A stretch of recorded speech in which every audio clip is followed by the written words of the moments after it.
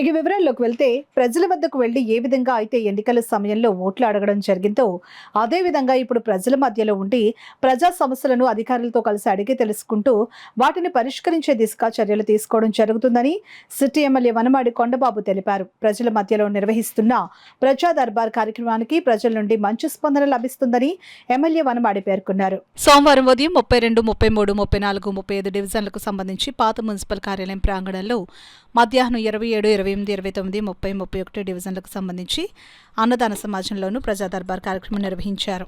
ఈ కార్యక్రమంలో Kakinada smart city శాసనసభ్యులు వనమాడి కొండబాబు పాల్గొని ప్రజల సమస్యలను ప్రత్యక్షంగా విని సంబంధిత అధికారులతో సమన్వయం చేస్తూ పరిష్కారానికి తగిన చర్యలు చేపట్టారు. ఈ సందర్భంగా ఎమ్మెల్యే వనమాడి కొండబాబు మాట్లాడుతూ ప్రజలు తమ సమస్యలను నేరుగా అధికారుల దృష్టికి తీసుకుని వచ్చి వాటికి పరిష్కార మార్గాలు చేపట్టడం కొరకు ప్రజా దర్బార్ నిర్వహించడం జరుగుతుందని, నగర అభివృద్ధి, మౌలిక వసతులు, త్రాగునీరు, పారిశుద్ధ్యం, రహదారులు తదితర అంశాలపై ఫిర్యాదులు తగ్గుముఖం పట్టాయని అన్నారు. ప్రస్తుతం వ్యక్తిగత పెన్షన్, ఇళ్ల స్థలాల కోసం ఫిర్యాదులు అధికంగా వస్తున్నాయని, వాటిని పరిశీలించి సమస్యల పరిష్కారానికి సమయపాలనతో చర్యలు తీసుకోవాలని అధికారులను ఆదేశించామని తెలిపారు. ప్రజల నుంచి వచ్చిన వినతులను అక్కడికక్కడే నమోదు చేసి త్వరితగతిన పరిష్కరించే విధంగా సంబంధిత శాఖల అధికారులకు బాధ్యతలు అప్పగించామని అన్నారు. ఇలాంటి కార్యక్రమాలు ప్రజలకు ప్రభుత్వం మరింత చేరువయ్యేలా చేస్తాయని, ప్రజా సమస్యలపై నేరుగా స్పందించడానికి ఇవి దోహదపడతాయని ఎమ్మెల్యే పేర్కొన్నారు. ఈ కార్యక్రమంలో అదనపు commissioner K T Sudhakar, health officer doctor Prithvicharan, TPRO Sailaja, DCP Krishnarao, D Kanakarao, స్థానిక కూటమి శ్రేణులు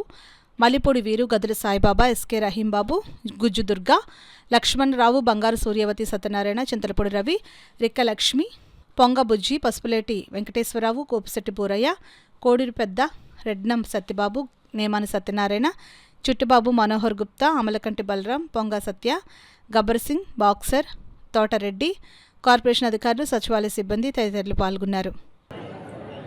తిరిగి వచ్చి చెప్తున్నారు గంజా బాధ్యత తగ్గిపోయింది కొండబాబు. ఈరోజు చాలా సంతోషంగా ఉన్నాం, గొడవలు లేకుండా ఉన్నాం, రౌడీలు లేరు, గూండాలు లేరు, భూకబ్జాలు లేవు, గంజా బ్యాచ్ లేదని సంతోషాన్ని వ్యక్తం చేస్తున్నాను. ఈరోజు మనకు రెండు సమస్యలు ఎక్కువ వస్తున్నాయండి.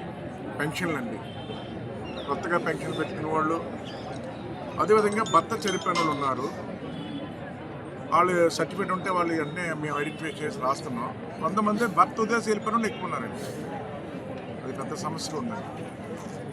అది చుట్టుపక్కల అడిగితే చెప్తున్నారు గొడవలేని వదిలేసి వెళ్ళిపోయారు మన బాబు చెప్తున్నారు. కానీ ప్రభుత్వానికి ఆధారం కావాలి, అది ఏ విధంగా చేయాలన్నది అర్థం కాని పరిస్థితి మనకి ప్రభుత్వం దృష్టిలో పెట్టాం.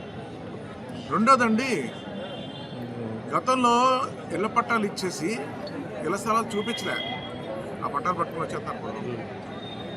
ఇళ్ల పట్టాలు ఇచ్చారు కానీ ఇళ్ల స్థలాలు చూపించలే. ఓట్లు ఎలక్షన్ ఇచ్చేసారండి, ఓట్ల కోసం స్థలం చూపించారు. అదొకటండి. రెండోది ఏంటంటే, కిట్ పిల్లలు మేము కట్టించినప్పుడు ₹1,00,000 కట్టించాం. అందరితో మేమే కట్టమన్నాం. ₹1,00,000 కట్టారు. ప్రభుత్వం మారింది, వైసీపీ ప్రభుత్వం వచ్చింది. వచ్చిన తర్వాత ఆ ₹1,00,000 కట్టిన వాళ్ళకి ఇవ్వకుండా వేరే వాళ్ళకి ఇచ్చేసుకున్నారు. వాళ్ళు ఆ ₹1,00,000 తిరిగి ఇవ్వలేదు. అలాంటి వాళ్ళు వస్తున్నారు. ఆ సమస్య ఈ పెన్షను, ఇంటి సమస్య తప్ప ప్రధానమైన మిగతా సమస్యలు, గతంలో చెప్పిన సమస్యలు ఏవి కూడా మన దృష్టికి ఏది రావట్లేదు. అన్నీ పరిష్కారం చేసాం. మరి ముఖ్యంగానండి, అంతకంటే ముఖ్యంగా చాలామందికి, కొంతమందికి ఈ అవసరం లేదండి. ఈ నగరంలో ఉన్న పెద్దలు కానీ, వ్యాపారస్తులు కానీ, వాళ్ళందరూ నాకు చెప్పేది, నా దగ్గరికి వచ్చి అభినందిస్తున్నారు ఈరోజు ఈ ప్రభుత్వాన్ని. ఈ కూటమి ప్రభుత్వం వచ్చిన తర్వాత కొండబాబు సంతోషంగా, ఆనందంగా ఉన్నాం. మరి ముఖ్యంగా ధైర్యంగా వ్యాపారం చేసుకుంటున్నాం. మేము రౌడీలు లేరు, గోండాలు లేరు. ఈరోజు సంతోషంగా వ్యాపారం చేసుకుంటున్నాం. భూ కబ్జాలు లేవు, ఏమీ లేవు. ఈరోజు ఆస్తులు కాపాడుకోవడానికి భయపడిపోయేవాళ్ళు. అనే విషయాన్ని వ్యాపారస్తులు అందరూ ఇది ప్రజా దర్బార్ అండి. ఓట్లు ఎలా అడిగామో ప్రజా సమస్యలు అలాగే అడుగు తెలుసుకున్నామని ప్రజా దర్బార్కి ప్రజల్లో మంచి స్పందన వచ్చిందని కూడా